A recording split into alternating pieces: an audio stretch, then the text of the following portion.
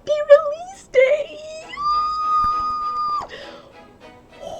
Sorry about that squeal. It's release day today!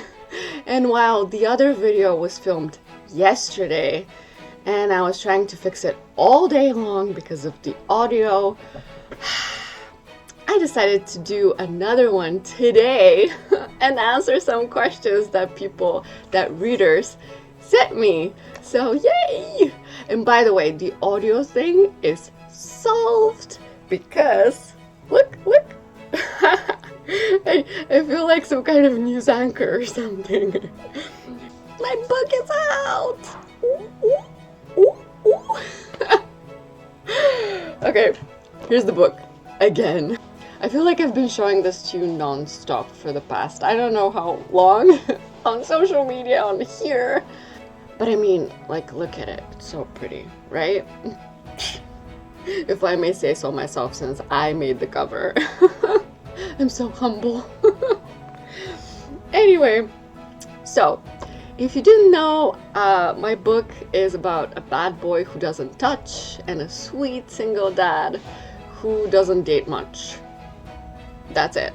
That's the hook line. And anyway, today's video is gonna be about me showing you the book inside the book, reading you an excerpt, reading some cool gushing reviews that I still can't believe that I got, and answering questions. Also, I have a surprise for you in this video. The big surprise is that I'm going to show you some teasers from future books. That's right, you heard me right. Next year, 2023, I'm going to be publishing 2 books for sure. I don't know about a third one, but 2 books. I've chosen them, they're written, they have to be edited, but they're almost good to go. And because this time I didn't include a teaser at the back of this book, I'm just going to give you the teasers in this video, okay? Okay, let's go. Now first you're gonna see me showing you the book. It's with the other microphone, but the audio is fine. Go ahead and watch that. And then we're gonna come back here to today's recording where I'm going to answer questions and give you teasers. Yay! Okay, let's go. Okay, so how about really quickly I show you some things. This is the book cover. To trust and to touch. Inside, you can see inside. Okay. The dedication says, to anyone who's ever been hurt by another person and who has been healed by love. I truly stand by that dedication, maybe for all of my books. Content.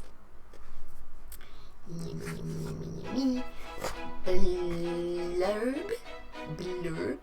Which, by the way, I had to fix as well because it was giving everyone the wrong impression that this is a kinky book, but actually the new blurb should be better, hopefully not portraying a kinky book, but a more emotional, feel-good, healing journey. And by the way, shout out to my editor who fixed it, B.K.Bass, links below. Okay, let's see the new blurb. You can watch, but you can't touch. Alex performs at the infamous adult club, Kink World. He's only in it for the money and he has one rule. No touching. He doesn't trust anybody that much. However, a chance encounter with a man who is the very epitome of the word safe may change all that. A man who runs a charity for abandoned queer kids, who has a 5-year-old daughter, and who isn't like anyone Alex has ever met. After years of focusing on raising his daughter and running his charity, Sai's status quo is shaken up when he meets a man covered in vine tattoos outside his brother's club. The young man stirs a longing he has ignored for far too long. However, he seems unwilling to let anyone in, so Sai faces an insurmountable challenge to overcome these barriers and find some way to connect. Will Alex ever let anyone touch him?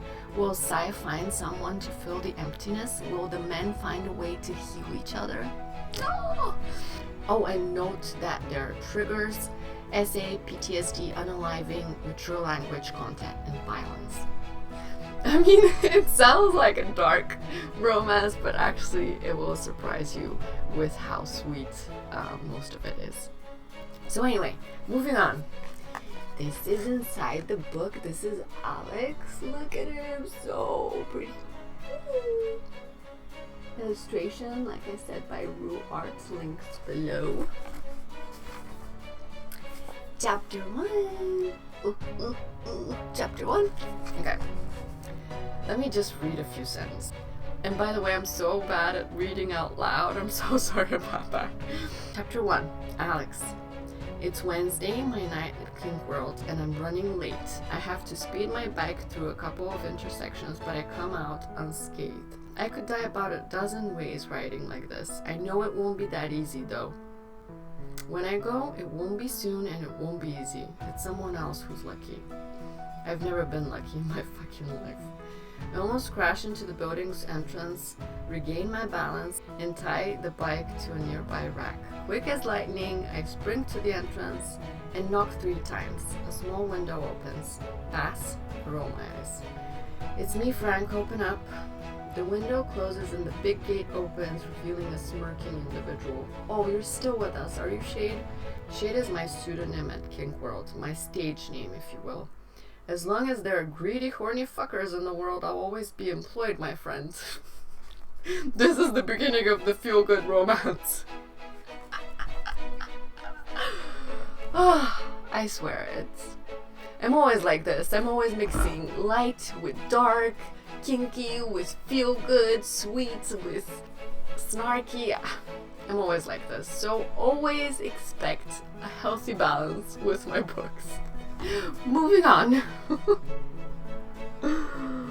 And by the way, I really wanted to share a few reviews that just, oh my god, almost made me cry. They're so nice. So basically people were saying, these characters will make you feel for them. You want them to face their past, build their future, and get there happily ever after. The journey getting there is a priceless one that you want to revisit over and over. Oh, thank you.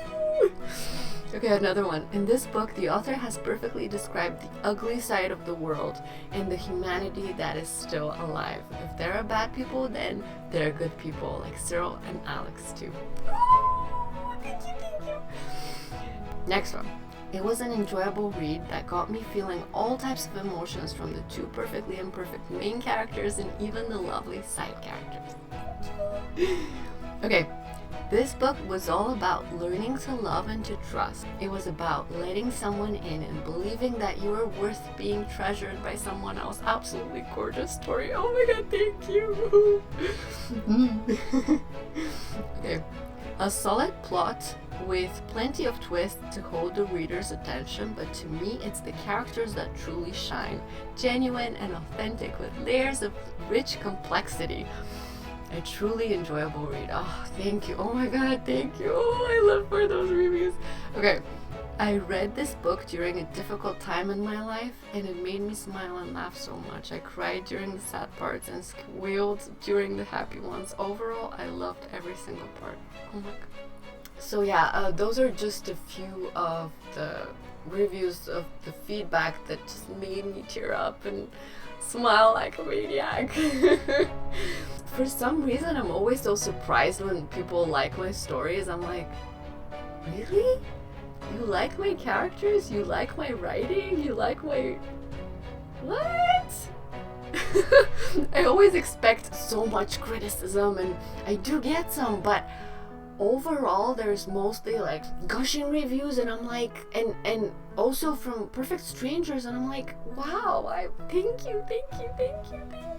It means so much to me, and I love my boys so much that I want them to do well in the world, and I want them to be loved, you know? We all want our characters to be loved at the end of the day, so thank you.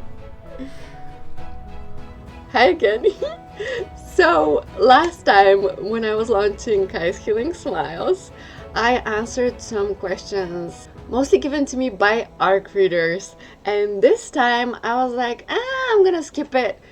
And then a few hours later I was like, guys, give me questions. I want to answer questions. That's the funnest part of any book launch party, don't you agree? So yeah, I'm gonna answer some questions and then I'm gonna give you some teasers, and I'm so excited. I want to do everything at once. So here's the colorful questions. Okay, so Hero asks, what do Alex and Sai think of what comes first between the chicken and egg? I think Alex would say, who the fuck cares? Who the fuck cares what comes first? And Sai will get all philosophical and say, they both do. Or neither of them does? I don't know. Kat asks, what did you learn from writing this book? I learned that I must completely trust the muse because she's always right. I did not plan a single second of this book and it came out perfectly. I mean, I don't want to brag or anything, but I couldn't have planned it better than it was. I don't think I could have.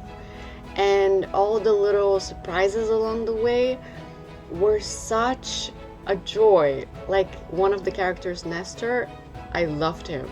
I had no idea he would appear. And I think everyone else loved him too and got so invested in his healing journey as well as Alex's. And can I mention Sai's queer charity again? Like, that was not planned. What? That was a stroke of genius. My muse, I'm gonna buy you anything you want. I'm gonna give you anything you want. You are freaking genius. So yeah, I think To Trust and to Touch, as well as Kai's Healing Smiles, was one of the first books that I completely let go of my control over the story. I did not try to change even a little bit as I was writing, even after that. And my muse rewarded me for that with a great story. You know, I see it kind of like swimming. You have to let go and relax in the water, otherwise you're gonna drown. I see writing the same way, and by the way, this is just for bouncers. If you're a planner, that's great for you, but I'm not. I get bored when I know even one thing that's gonna happen, so I am forced to hold back from knowing things and from deciding things, because then the muse gets spooked and says, okay, this is boring, bye. So yeah, I learned that I have to completely let go of control, and it has rewarded me big time with many stories since. Thank you, muse, thank you. You know, every time I publish a book, someone asks if there's future plans for those particular characters, and I usually say maybe, maybe not. But this time I'm so curious what's going to happen to Nestor, and you know, sometimes you just have that side character that's so important to you that suddenly you just have to know what's going to happen to them. And knowing that, maybe I am going to try for like a future continuation. And also, I really did enjoy writing about Sai's charity, so I do imagine it being a part of future books, even if it's just like on the side. Another question. Brian asks, how did Cyril get his nickname Sai? This is such a fun question because I have no idea. I mean, when you write Cyril, Cyril or double L, whatever, when you write that, you can shorten it to CY, Sai. You know, you're not gonna read it like C or... So I think either someone realized that, or he wrote a note to someone and they realized that, or his parents realized that. I don't know. I imagine it was like a later nickname. Like I had some really fun nicknames in college, and maybe the same happened to him. Maybe his friend Dave, came up with it. I think that's what happened. And the reason I write it like sigh, like the word sigh, S-I-G-H, is because it's fun. It's like the word sigh. And there was a sentence in the book where it said, sigh for lack of another word, sighed. That was fun. But yeah, just, like a fun thing. Anyway, next question. Jay asks, what do you envision their life looking like after the ending? Ooh, is that gonna be a spoiler? I don't know. I'm gonna try not to spoil anything in the video as a general, because honestly, I don't like spoilers. I want you to enjoy the book, not like know everything that's gonna happen already. So let's see. I honestly think that they're going to live happily ever after, and this is not a spoiler because A, it's a romance, it requires a happily ever after, and B, I always include a happily ever after. So I think after the book they're gonna live their happily ever after, and they're going to continue helping abandoned queer kids, help with stuff like conversion camps, even young adults who are struggling, just anyone who is queer and who needs support. And I think they're going to do that for many years, and I love that for them, because everyone deserves to have a home, and everyone deserves to be loved and worshipped and accepted, etc., etc. You and I know that. Some people don't. Ignore them. I'm just happy that I have Sai and Alex on my side, and they're gonna spread the message, the good message, the rainbow message. Moving on. Hiro asks, what do Alex and Sai think of milk before cereal or cereal before milk? I think the majority of the world does cereal then milk, but I do milk then cereal, and people think I'm weird. I imagine Alex does, like everyone else, but Sai is the weird one. I don't know why. Another one. Cece asks, what inspired you to write this story? My inspiration for the story was the question, what if one of the main characters couldn't touch or be touched? How can there be a romance without the simple given of the touch? And as I wrote, I had no idea what happened to Alex. So it was interesting for me. And also I love such challenges because they force you to imagine a relationship without some of the givens that most people enjoy. In this case, there will be a lot of healing from the hurt.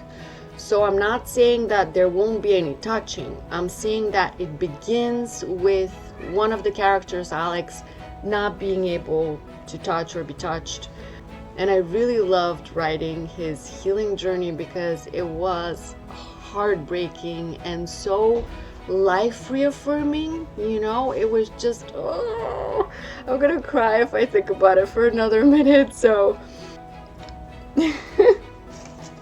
Jade asks, did you find it hard to write about Alex's character? No. I don't know what that says about me. Actually, okay, this is a big question, but I'm gonna try to make it quick. Alex is a part of me. For some reason, a lot of my characters end up being very obnoxious and very unlikable. That was not the case in Kai's Healing Smiles for some reason, but it is the case with many of my other books. And a lot of people, even on Wattpad, are like, oh, he's so annoying, I want to shake him. And I totally get it, because that's the annoying part of me. That's the younger part of me that was angry with the world and everyone in it. Oh my god, I was so freaking angry, and I was so depressed and sad and just I wanted to break everything, and I wanted to break free from everything, you know, but in the end, I somehow overcame that feeling of anger and hatred and frustration. But the thing is that those feelings are never gone. They stay with a very deep part of you. And I think that's what's coming out in Alex and some of my other characters, that anger with the world and trying to heal it by showing him how not everyone's an asshole, how not everyone's out for themselves, how not everything is awful, how not everyone's trying to hurt you, but actually there are kind, amazing people out there who want to love you, to give you everything you want, to worship you, to accept you. When I found this out in my own life, that's when I started to heal. It took me many years to heal that attitude toward the world and the people in it. And mostly it was anger towards me for most of the time, but that's another story. It was part of things that happened to me and things that I was as a person. So anyway, it was both directed at me and at the world and other people. So it was an all-encompassing, whatever the word is, hatred and anger. And that's my character, Alex, who heals and grows in the story. And it's the best feeling when someone says, I found this character so annoying, but I loved his character arc. That fills me up with so much joy, because that's the point. Alex started in a really, really bad place in his life, but then he grew and reached a place where he was actually happy. And I'm so happy for him. Oh my God. In a way, his journey is my journey. Oh, goosebumps. I've never talked about this, but here you have it. You're welcome. Okay, next question. How did you come up with the character names Mia? Usually I go to baby name lists and cool names and unique names, blah, blah, blah, because I write a lot of stories, as you know, and I need way more names than there are in existence. So, but in this case, actually, Alex and Sai just came to me. The muse gave them to me. Everything is as it was written. Actually, this book is the only book, and Kai's Healing Smiles, that I've never removed anything big or fixed anything big. In high school, I had to write this essay about being happy or whatever, and I wrote something in like an hour, right? It ended up being so good that I had to read it in front of the whole class. So I feel like when I let go and let the music speak through me, I am a simple channel, right? When I let go completely, this is what happens. I really love this book. I'm really proud of it, and I thank the muse for it. Someone actually asked why the fancy spelling of Cyril, or, you know, like why the fancy name Cyril. And I was like, that's a question for my muse. I have no idea. I don't even know where I knew that name from. I don't know anyone named that, so I don't know. Hiro asks, if the characters have a favorite movie, what would they pick? Alex's would be Fight Club. I just know this about him. One of my favorite movies is Fight Club, so we share that. We share that anger toward the world and how nonsensical everything is, and how everything is a copy of a copy of a copy, and how everything is just going to self-destruct in the end, and how we're so complex that sometimes we're not even ourselves. And that movie is genius. It was actually a book by one of my favorite authors, so just saying. Sai's favorite movie. Okay, I was gonna say another one of my favorite ones, but then I realized that Sai has this really big romantic streak, and he would have one of those cheesy rom-coms as a favorite movie. Probably Love Actually. Don't shit on the movie. I love that movie, okay? But it's the cheesiest romantic movie, Christmassy, feel good, all kinds of relationship type movie with the best improv dance around by the Prime Minister that I've ever seen. So, yeah, it's the best movie ever. Sai stands by that. Next one, Jade. Who is your favorite character? Normally I would say Alex, because normally I feel all of the things for the main character, as it was with Kai in Kai's Healing Smiles. But this time, I don't know, I loved Nestor so much. But I love them equally. If you're wondering who Nestor is, he's a fellow survivor of something. Let's keep it at that. And his story is just heartbreaking. Sorry. I don't know why, but when I think about Nestor, whew. Mia asks, what do you want people to feel when they read this book? I love this question because I want people to feel everything. I am an empath. I feel everything this world has to offer. I have felt all the feelings. And I try to put that in my stories. I try to make that the focus. Well, actually, I don't try. I just do. It just happens because that's the way I am. It's just like breathing. Feeling is like breathing. So writing in an emotional way is like breathing. When you read this, I want you to feel all of the things. Hatred, anger, frustration, relief, hope, love, joy, shame, embarrassment, guilt. All of it. If you name one feeling, by the way, try it in the comments below. If you name one feeling that isn't in this book, I'm just gonna give you the book. Seriously, this is not a joke. I'm gonna give you this book for free if you can name one feeling that's not in the book. Okay? Go! Okay, next question. Hero asks, what would it be if Alex and Sai met Kai and Silas? Do you see any of them being close? Kai and Silas are the main characters from my first book, Kai's Healing Smiles. Kai is this sunshiny creature that's going to really annoy Alex, because if he sees someone who's way too sunshiny and smiley and blah blah, he's gonna be really annoyed. Sai is gonna like it because he likes everything. Silas is much like Sai, to be honest, and their names sound.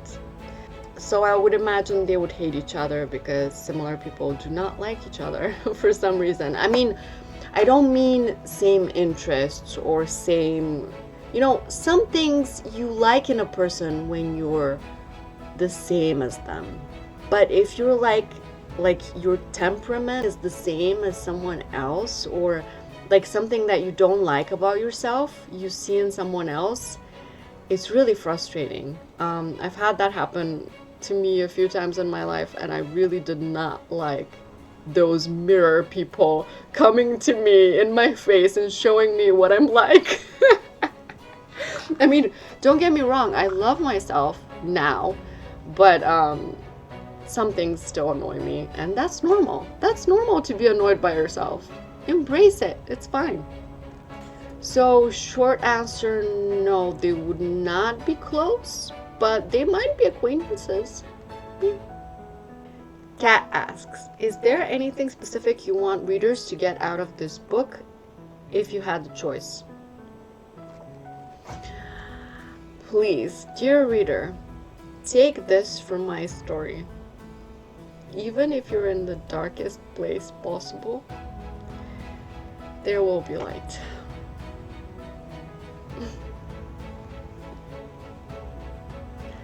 I didn't want to get emotional, but I am, so I'm just gonna leave this and show you my tears, as it were. I really believe that many of us find ourselves in very dark places in our lives for various reasons, but we don't stay there.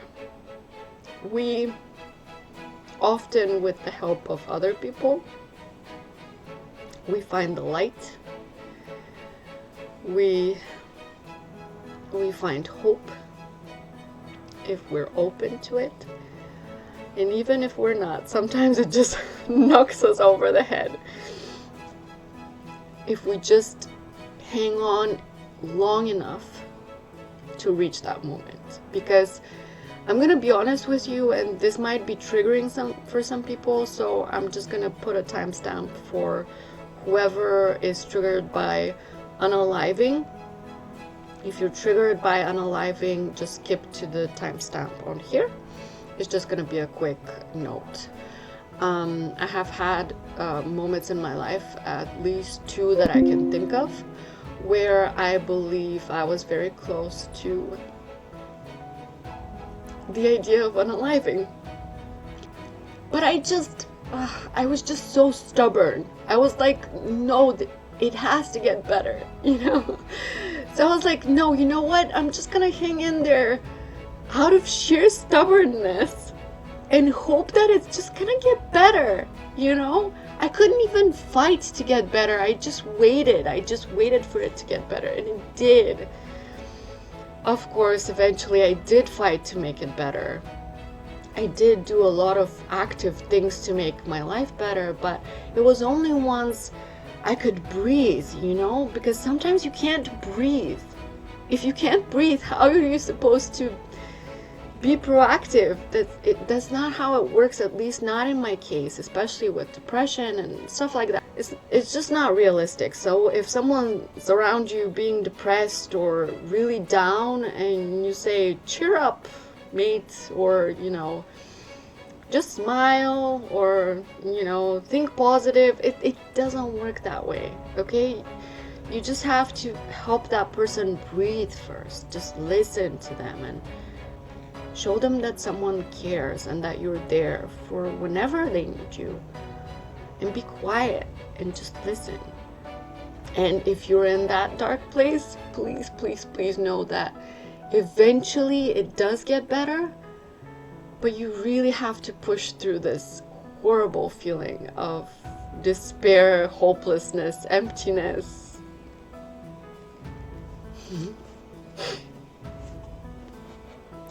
I'm glad I did.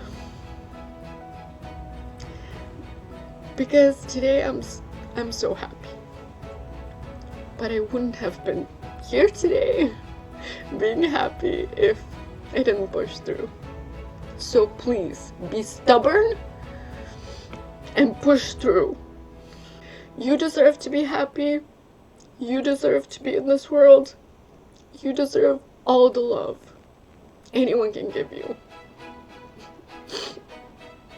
So, moving on from this heavy subject. I had no idea I was gonna talk about this, sorry. But yeah, hopefully someone took something from this, because I think I needed to hear this at some point in my life. And actually, there's a moment in the book where Alex says something to someone that he really needed to hear, and he bawls out. He bawls his eyes out. And I totally get that, because sometimes you just need to hear something, and sometimes you actually say it yourself. To yourself, to other people, it doesn't matter. Just say it yourself, or say it to your loved ones. Either way, you and everyone else just needs to hear it. Everything is going to be okay. Next question. Kit asks, so Okay, so Alex has a unique way of manifesting his trauma in that he has an exhibitionist streak but zero touch policy. Is this something that's there are actual cases of, or did you modify symptoms for the story? I'm gonna be completely honest with you. I don't decide things, the muse decides things. Second off, the muse is actually my subconscious figuring things out by itself. So it's not some mystical creature. I don't think it's just my brain. Basing things off of many, many years of life, and also on my psychology degree to an extent, because I have researched so many mental illnesses you would not believe. And I'm not saying I'm an expert on trauma, but it really makes sense if you start reading up on it and if you experience it. So not everyone's gonna do what Alex did, but there's gonna be some people who do exactly that. Next question, Cece asks, how do you pick character names? Baby name lists. Or the muse gives them to me from all the movies that I've watched in my life. You would not believe how many thousands of movies, tens of thousands, hundreds of thousands movies I've watched in my 35 years of life. You would not believe. Way more than books. I don't know, is that allowed for a writer to say? I don't care. Amor asks, I love that name. It means love. He asks, what's the romantic gesture from Psy you wanted to include but couldn't fit in? Or just one that was on your list of possible romantic efforts? Psy is so romantic. He does the most ridiculous romantic stuff that he's seen from rom-coms, and it's annoying to Alex, but we love him for it. There was one gesture in particular that got cut out by my editor.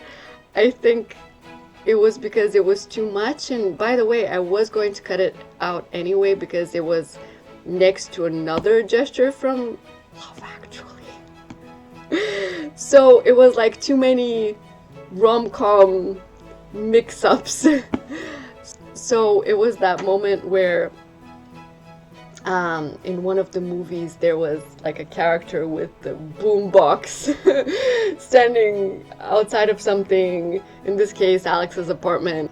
Have I watched this movie? I don't know. But I went along and included that, and then I realized that it was a really old movie and we don't even have boomboxes anymore, so it was just a little outdated. But anyway, it got cut out anyway. So that's my answer. Cece asks, are your characters based off of people you know? Yes. Always, always, always.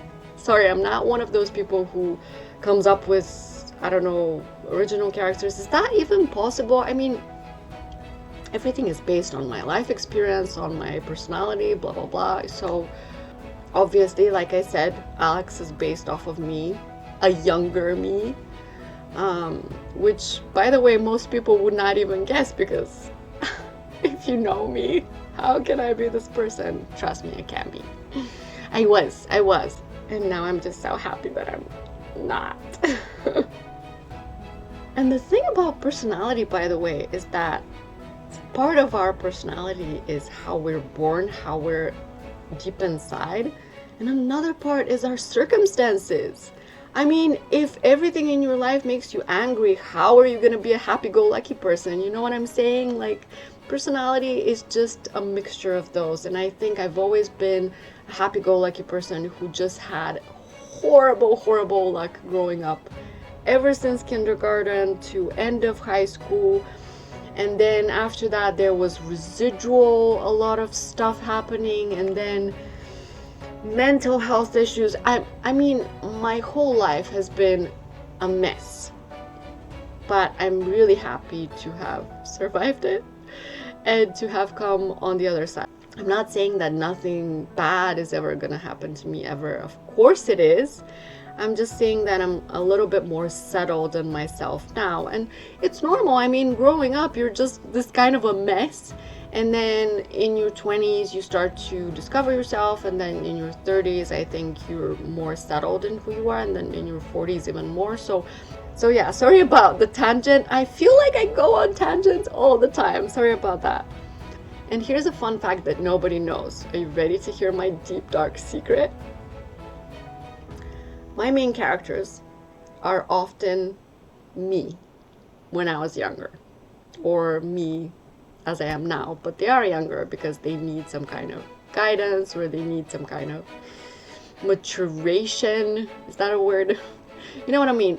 And then the older character, because most of my stories are age gaps, is more settled in themselves and gives the guidance, support, and encouragement that the younger person needs. Because I'm not into those manipulative, like, you know, I'm older than you, so you're gonna do whatever the fuck I tell you to do. No.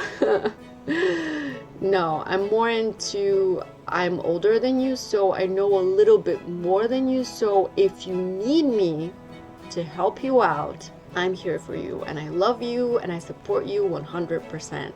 And I think my younger characters just need that support so badly, because the whole world is basically stomping on their dreams and stomping on their heart. And literally, all of my young characters in all of my books just have been mistreated so badly by their lovers, friends, just family, everyone, that the love interest, whenever they appear, the main character is just so fucking relieved, because that's what they needed. They needed to be saved, but also just the mere support so they can save themselves, because that's more important than being saved, you know? You shouldn't be passive in your own healing journey, but you're allowed to let someone open the door a little bit, you know, shine a light, just give you a hand, you know, help you out with that first step.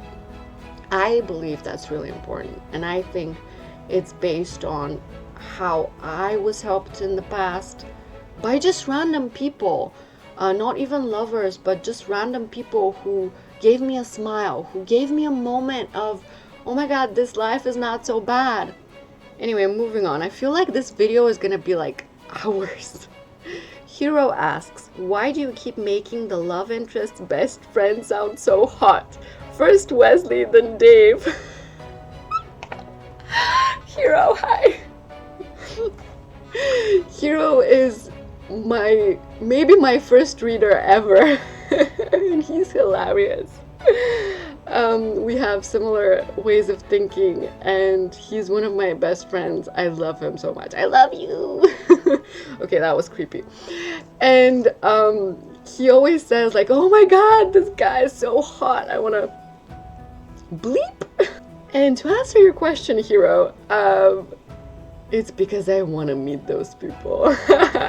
I honestly come up with the people, or my muse gives them to me to torture me with the people that I really want to meet and have a relationship with. In my case, it's not Wesley and Dave, sorry. It's Sai and Silas. Those guys, if they come to me, I'm gonna eat them up. Or if it's a woman with those qualities, I'm gonna eat her up. Or if it's a non-binary person with those qualities, I'm gonna love them forever. These men, Silas and Sai, they're just exactly the person that I need, because they give me hope that people are actually good in the world. People that are giving, people that are patient, because I'm not. Like a person who can be my rock when I'm spiraling, because I spiral a lot. I'm an emotional person. Sometimes I just explode, and I need someone who's stable, giving, kind, and just gives me hope that people are actually good and this world is not full of assholes. And that's what Sai in this book does for me, and Silas in the other book does for me, and the main characters are just thrilled because, yeah. So anyway, if you have someone like that, can you send them over? Can you can you come over here in Bulgaria, please? Okay, next question. And by the way, there's just a couple of questions left. Kat asks, what made writing the relationship different from the one in Kai's Healing Smiles? Oh yeah, so the relationship in Kai's Healing Smiles was the opposite. So in Kai's Healing Smiles, Kai healed Silas because Silas was just surviving, getting by after losing his soulmate, the love of his life. And Kai came along with this huge smile, awkward temperament, and just this big heart, and just kind of showed him that there's more to life than just having one love. There can be more soulmates for you in this lifetime, and there's nothing wrong with that. You know, you can love again after losing your love. And I hope that this gives hope to a lot of people, especially people who have lost someone. And anyway, in this case, Kai, the younger individual, gives the older individual, Silas, a reprieve from depression, from despair, from hopelessness, from giving up. He gets him to live again. And in any case, in To Trust and to Touch, it's the other way around. The older individual who is happy in his life, who, well, I mean, he's not perfectly happy with his life, but he has some really good things going on. He gives hope to the younger individual, Alex, who is just down in the dumps. He's hating everything and everyone. He's just getting by. So again, the same thing happens, you know. Sai gives Alex this hope, this reprieve, this break from the horrible reality of things, and shows him that, you know what, there are good people out there, and there are good things out there for you. There are going to be people out there who are going to love you and worship you and accept you and just support you like crazy. And that's what I wish for you. I seriously wish for you that you find your Silas or your Sai. And if you haven't already, you know, let me know in the comments, have you found your Silas or your Sai or your person who supports and loves you so much? Okay, Natana, sorry if I mispronounced that, asks, what made you, by the way, beautiful name, what made you include the trauma bond-like relationship that Alex forms with Nestor when the main conflict is the relationship between the characters and, you know, other things and stuff like that? Okay, Nestor was 100% necessary in Alex's healing journey. I stand by that 100%.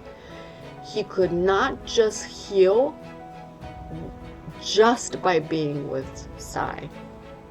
He needed another layer of help and support. He just needed it. And that's a fact. So what made me include that? My muse did. Like, my brain did it. I have no idea. I had no control over it. And in the end, Nestor is one of my most favorite parts in the entire story. So I'm so happy that this happened. They're gonna remain such good friends in the future. I'm sure of it. So I'm just so happy for both of them that they got what they needed. Nestor needed someone like Alex to come and say, hey, I've been through that. And Alex needed someone to say that too, because he's never said it before, you know? So both of them needed that relationship so badly, and I'm so happy that they got it.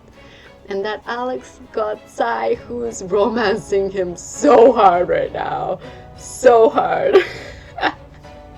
Alex is over here saying, shut up, you hag. I hate romance. Romance is obnoxious. Stop it, Sai. Stop with the fucking flowers. You're so funny. Sorry.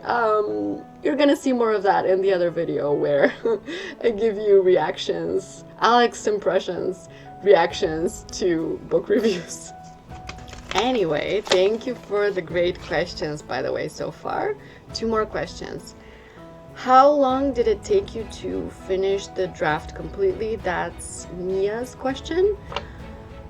I wrote Kai's Healing Smiles and To Trust and to Touch back to back, and I wrote them in the span of a week about there. And I know that sounds a little bit crazy, but hear me out, okay? First of all, the book is just 50,000 words, so it's not like a big novel. It's the smallest novel there is in existence.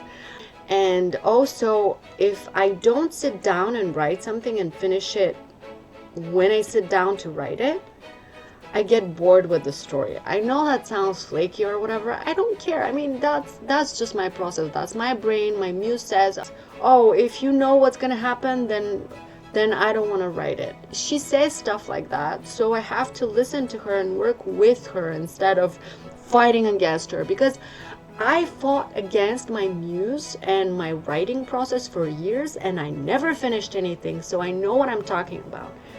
Whether you're a pantser, a plancer, or a planner, doesn't matter. It just matters that you work with your process instead of following everyone else's process, right?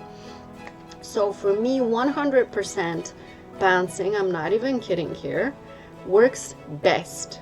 I do have some stories that I kind of know what's gonna happen, or some stories that I haven't finished yet that kind of span through time.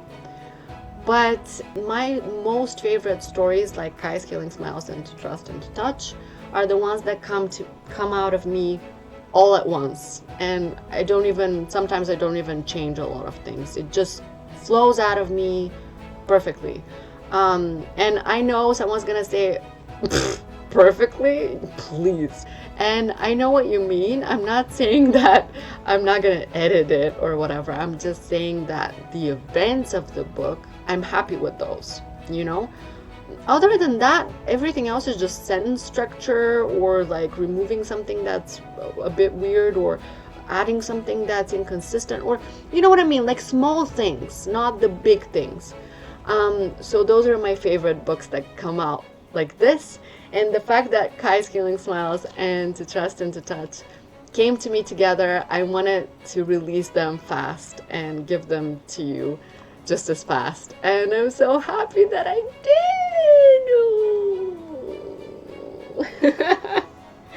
Happy release day again. Okay, so we're moving on to the funnest part of this video, because I want to share some teasers of my future books with you. I kind of forgot to include a chapter of the next book at the end of To Trust and to Touch, so you're just gonna have to get it from this video. Sorry about that, but not sorry because it's not edited yet, okay? I just it's difficult to publish books. So anyway, this is an answer to Hero's question. What do you have planned for next year? If there's gonna be another book in the work, can we get a teaser? And yes, you absolutely can get a teaser, and I'm gonna give it to you. Basically, I have printed out my unedited books that are going to come out next year in 2023. I've already decided which 2 I'm going to publish next, so I just need to edit a little bit during this holiday season. Send them to B.K.Bass, my editor, link below, and then when he gives it back to me, I'm just gonna put it up for pre-order. So I'm probably going to publish the next book in April or May on the 13th, because obviously that's my favorite number. So that's gonna be the next book, and probably the next after that is gonna be in, you know, August or September or something, or we'll see. No guarantees for now, but if you sign up for my newsletter, you'll be the first to know when the books are coming. That was awkward. Okay. So the next book that's going to come out, I had the most fun writing this book because you see, I'm a person who adores music. I love music. My whole life I have wanted to be a singer. I'm tone deaf, so that didn't work out, but I love music so much. It fills me up with so much joy and love. When I publish books, my favorite part is to create song playlists for them. You know, when I'm listening to a song, a story comes up in my brain. It's like I have this deep connection to music, right? And the next book is about music, about two individuals who sing together, and those moments where they sing together are just the most beautiful moments in the world. So basically, a younger, very talented singer slash vocalist is down on his luck and really doesn't have any money for college or anything. He's graduating from high school and just, he doesn't know what he's gonna do in his future, but he knows he wants to be a singer. And then comes this older individual who's a music teacher who wants to help him because he sees how talented he is. And they become friends, and then, you know, and then it's a student-teacher romance, an age gap romance, but it's just so sweet and slow and intimate. And like I said, I mostly liked those moments where they sung together because I felt like that's when their souls connected, you know? I don't know if you've ever sung with anyone or if you're a singer and you sing with someone, but it's just another level of connection, right? So anyway, I'm just gonna show you, read to you the first sentences of the next book. So, chapter 1, Joseph. Not many people can say that they've been to church and they've experienced some kind of divine intervention, but I guess I'm one of those people. It just didn't happen the way I expected it to happen. I had finally agreed to accompany Mother to Sunday Mass, which isn't something I usually do on account of my being a sinner, according to her. But this time I made an exception because it was her birthday and the whole family was attending. Charles, who brought his wife and twin sons, Adam and Alex. Lily, who brought her boyfriend, who didn't exactly have Mother's approval yet, but at least he was of the opposite sex, which was good enough for her sometimes. And even Aunt Gertrude, who came in from out of town for the occasion.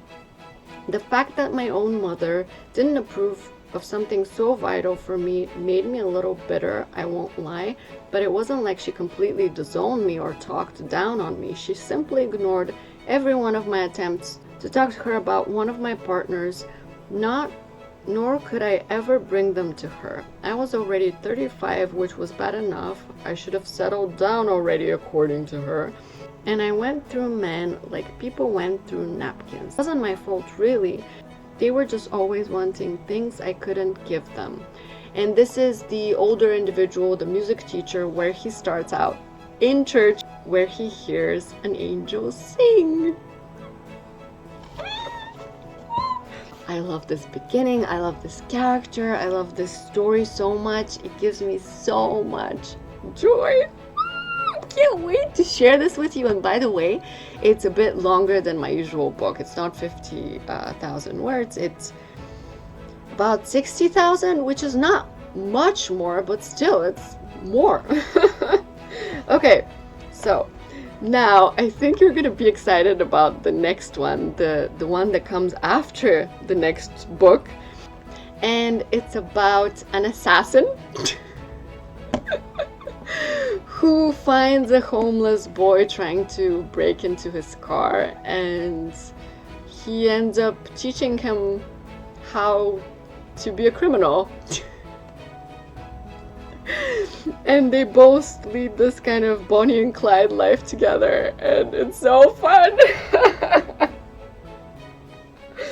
And I'm gonna tell you now, this might be one of my funnest books because it's written so fast. It goes by so fast. Not too much introspection, just action, action, action, fun, fun, fun. It doesn't have a lot of triggers either, so I feel like 2023 is gonna be less heavy because these two first books were heavy. I mean, not heavy per se, but like there's triggers, right? And when there's triggers, there's darkness. While in these two, there's more having fun and just me having fun and you having fun reading them. You know what I mean? And so the assassin story starts this way. It's late and the only open restaurant is a diner next to a gas station. I park my Honda there, the cleanest thing they'd probably seen in years, and go outside to get a burger or something, anything. I'm always starving after a job. The waitress smiles at me. Hi, I'm Kayla. Just bring me a burger, doll. She frowns and walks away in a daze. Such is the effect of me giving orders. My phone buzzes. Is it done? The clan asks. Yeah, I grunt. I'll send you pictures. Thanks, okay. I say goodbye and look at my burger. The waitress smiles faintly, then scurries off with a nervous giggle. I make the little things nervous. I know, whatever. So yeah, that's the beginning of the assassin story. Oh my god. So yeah, basically, those are the two books that you're going to be reading next year from me. I mean, officially, you know, on Amazon. Otherwise, I do plan on publishing some things on Wattpad, but maybe just one story for now because I'm so busy with self-publishing. By the way, if you don't know, I'm on Wattpad and I have 2 finished stories, hold on, that are here. Ooh! More Than a Contract, about sugar babies and daddies.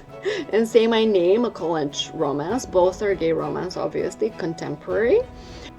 There's age gap here, there's college here, and it's fun. Both of them are really fun, but I wasn't ready to publish them or edit them or anything, so they're rough. Remember that when you read them. If you read them, that's totally up to you. I'm gonna drop the links below, and yeah, those were the teasers for the next books. Are you excited? Tell me in the comments, are you excited about the next books? Which one are you more excited about, the music one or the assassin one? So if you want one or the other first, let me know. Okay, thank you for watching this incredibly long and rambling video. Happy release day again! And don't forget, there's a book giveaway where I'm giving out a signed copy of the book and some book swag, like, you know, like plates and like cards and bookmark, a pin, stickers, etc. with Alex and this one. And yeah, if you want to win those things, just go to the book giveaway link below. And thank you so much for being here with me for this amazing occasion. I still can't believe I've published 2 books this year. I've never been published before, I mean properly, and I can't believe I can finally say I'm an author.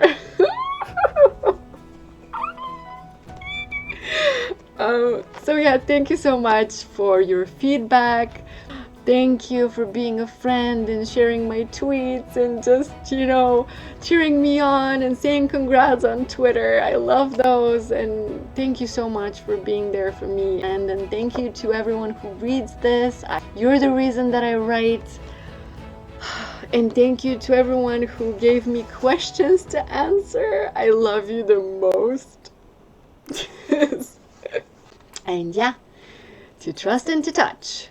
It's out again. Okay, that's really awkward. Vivi, stop doing that. I need coffee to survive. So, again, thank you. I'll see you on Twitter, by the way. And bye-bye. Bye-bye. Bye from the book. Bye from Alex. Alex says bye. Bye.